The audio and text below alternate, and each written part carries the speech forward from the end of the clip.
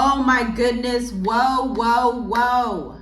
Just a couple of days ago, Russia stated there is no choice but war after Trump took a U-turn on his stance with Ukraine.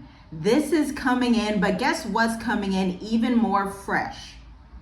They are rounding up 800 top generals from the U.S. military from all across the world for an emergency meeting starting Tuesday. Yes, the Pentagon, which was formerly, or I should say the Pentagon, which will change into the Department of War, which is such a fitting title for the times that are coming, because World War III is surely on the horizon, but we're going to look back on history and know that World War III started about 2 years ago. Let's talk about it, because war in the U.S. and across the world is imminent, especially in America and the European countries and Russia. The Kremlin has announced, shout out to Al Jazeera, international news that you should be looking at. The Kremlin has announced it has no alternative but to continue waging war as it pushed back on the United States President Donald Trump's sudden sea change towards Ukraine that saw him brand Russia as a paper tiger. Yes, Donald Trump is basically saying Russia is a paper tiger. They look fierce, but they're not about to do nothing. They're gonna back down. And it looks like the United States and Europe are about to mess around and find out if that is in fact true. Because there are also reports coming out of Copenhagen, Denmark, that there have been strange objects flying around in the sky. And you know, they've been talking a lot about strange objects in the sky, but some people from Denmark actually say, you know, we actually think it's a foreign invader like Russia or somebody just hovering over the Denmark skies for no reason. And there's currently a standoff happening near Belarus. Now, if you know geography, you know Belarus is right near Russia, okay? And Poland is over there too. Poland is a part of NATO, okay? The congregation of Europe and America that worked together after World War II to make sure basically that there are no more wars after World War II. But it looks like it's not going so well, because there are thousands of troops on either side standing off. And then we didn't even include what's happening near Alaska either. According to CBS News, U.S. fighter jets scrambled. They rushed to intercept Russian warplanes near Alaska just 48 hours ago. U.S. fighter jets were scrambling Wednesday to identify and intercept 4 Russian warplanes flying near Alaska. This is from the North American Aerospace Defense Command. NORAD said 2 Russian Tu-95 long-range strategic bombers and 2 Su-35 fighter jets were seen flying in the Alaskan airspace, the Air Defense Identification Zone of Alaska, which is international airspace that abouts U.S. and Canadian sovereign airspace. So Russia's kind of playing right now. They're kind of like, let's just see how far we can push towards Alaska. Don't forget that they had submarines docked off of the Caribbean somewhere down there. Don't forget that information, because that came out months ago, and we must assume that those submarines are still there. And then also they are standing off with Poland and potentially Denmark. We're not sure who it is with Denmark, but it could probably be Russia. We're not sure. But then on top of all of this, we had some really weird things happening last week at the United Nations Summit, where President Donald Trump was speaking to his military counterparts and his government counterparts in Europe, okay? And so there was an issue with like the staircase or the escalator, and it was jammed, and President Donald Trump, he was like, look, this should not be happening. This is embarrassing. And everybody, all the Europeans, just laughed in his face. And he was not happy about that. He was heated. President Donald Trump was like, this should never happen. He went on a Twitter rant thing. You know what? Let me see if I can grab it for you real quick. Yes, so I found it. APnews.com. Trump tells the United Nations in a speech that it is not even coming close to living up to its potential And he said their countries are going basically straight to hell. This is what he told these heads of state, these heads of government. He was like, y'all are messing everything up. He basically tried to give them like an international spanking, so to speak, because the way he was speaking to these leaders was just wild. And so there's a lot of tensions with America. Obviously, we have the thing with Venezuela. And so, of course, as always, my advice to you is to leave. I see so many people talking about what's going to happen here on Tuesday, which again has never happened in history. Hegseth, who is like the top commander in military, is calling every leader of the U.S. military to physically come to America on Tuesday for an emergency meeting. Obviously, that means something. Now, we know also that troops are heading to Portland, Oregon, which is basically, what they did in DC as well, which, it's to be expected, but they're gearing up for something really big. And I want you to let me know what you think it is down below. It doesn't matter what side of the earth you're from. You could be in South Africa, Botswana, Angola, Ghana, Kenya, Congo, Egypt. You could be in the Philippines, Japan. Chime in. Let me know what you think, because we are all sovereign, free-thinking humans over on this platform. And please hit the like button. Share this with 500 people if at all possible, because this is breaking news. They are coming out and also saying, some of like the prepper channels are saying, hey guys, you want to stock up on food, you want to buy 10,000 bullets. And I'm just like, you know what? My advice to you, do not buy 10,000 bullets. That bullets in America do you no good, okay? It's fire against fire, firearm against firearm. It's just going to be a mess. Instead, save all that, sell your prepping gear, sell whatever you can, and go ahead and book a one-way flight ticket out of Doge, out of America, out of Babylon for good. Because in times of war, America is the last place you want to be. Not necessarily because I'm so worried that there are going to be troops on the ground, but more so because of the cost of living. The cost of living crisis is already in America and around the world, but it impacts America the worst. And then on top of that, literally tomorrow, September 29th, a new 100% tariff goes into effect. Yes, you heard me say that right. President Donald Trump is launching a 100% pharmaceutical tariff. And I want to break down what that means. Let's say you are someone with diabetes, high blood pressure, some type of chronic illness. Maybe you're over 35, but you know what? Most Americans are also on ADHD medications as well. And so whatever medication you are on, the price is going to hike up by at least 100%. This is going to put you in a debilitating spot. And I want to let you know, I've given birth abroad 2 times outside of America without going back.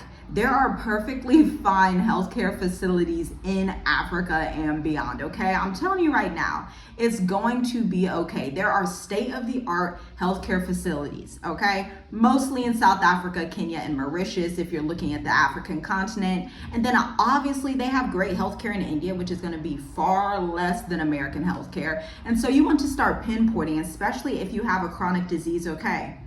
Where else can I get medication? Where else can I live that has great medical equipment? Because guess what? America isn't the only place in the world that has people who are diabetic or may suffer from high blood pressure. So you need to start saying, okay, if this is true, then I need to inquire and see what people on the other side of the world do. Plus, most of these people are much healthier than Americans, because America is the most obese society on earth.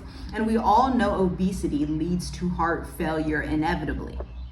Now, back to what President Donald Trump said to the UN, and I'm really just loving this, because it shows me that the fall of America and the West is happening at record speed, because a house divided cannot stand. And what we're going to see with Burkina Faso, Mali, Niger, and hopefully other countries in Africa in the future is what looks like more unity. Now, I'm not someone that is too dreamy and is going to tell you all 54 countries in Africa are going to unify. I simply don't believe that. It's never happened in history. But what we do see is certain regions in Africa unify. So the SADC region, which is the Southern Africa region, which also includes Tanzania, very much unified when it comes to trade. But then you also have the Sahel Alliance that takes place in West Africa between Niger, Mali, and Burkina Faso. And then you have the East African community. And so there are parts of Africa that are unified, not the entire continent, to be quite honest, but you can't really expect that because the continent is so huge. And I've never seen anywhere in history where the entire continent was unified. That's like saying I want all of Asia to be unified, right? And it's not even like saying that because Africa is actually way bigger, okay? So let's be realistic. But stay in tune with what's happening, because while the West is just utterly dismantling itself from the inside out, Americans don't trust Europeans. Trump, he coming at the United Nations, one person against, what is it? Maybe he was speaking to 50 people, something like that, at the United Nations, coming against everybody. And by the way, these are all people with much older countries, much older cultures than America. And so you would think that respect factor would be there, but he's like, no, we have the largest military, so anybody can get it. We don't care. He's like, we got ChatGPT, the robotics, the AI, everybody across the world can get it, because that's just how America's feeling right now. That's how the US is feeling, and it is what it is, because the scriptures do say that Babylon will fall in 1 hour, and you just wonder, how will this happen so fast? And we're starting to see how these things can just transpire into ugliness very quickly. And so if you are someone that has been looking at coming to Mauritius, looking at moving to Ghana, looking at going to Senegal, looking at going wherever you want to go in Africa, if you want to go to Dubai, if you want to go to Thailand, the Philippines, wherever you want to go, get there and get square sooner rather than later. And that is what we are experts in. We help people move in record time. And our people have been successful over the past 5 years. Some stay in the countries that they move to, but some become digital nomads and hop around North Africa to Turkey to Greece. People can do whatever they want to do, whatever the Most High is leading them to do. But the key part that you need is the preparation that happens beforehand, so that you are not having to go back and forth to America, like getting a power of attorney, like understanding how to sell your property while abroad, like knowing which healthcare systems to use to actually get residency.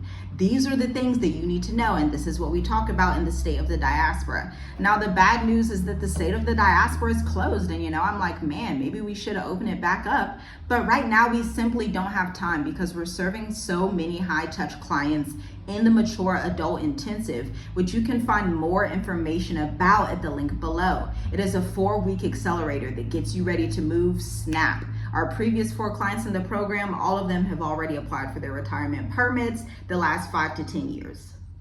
They're not playing. They're like, we feel the tension. You are here to help us. We're ready to go. How can we make this happen as quickly as possible with confidence, security, and accountability? Again, visit journeywithusmovetoafrica.com. Click on services if you want to learn more.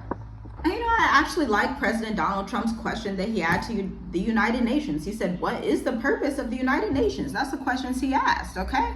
If anybody wants to give us the information on why the United Nations exists, please do that, because President Donald Trump is like, hey, I don't know what you guys are here for. I don't know what we're here for. I don't know what you're doing. Your countries are failing, even though President Donald Trump's country is failing as well. But what goes up must come down. That's just the rules and laws of gravity. These are just universal laws that we should all understand, okay? Now, as if that was not enough, I have even more coming for you, because the US has crossed a new terrifying line.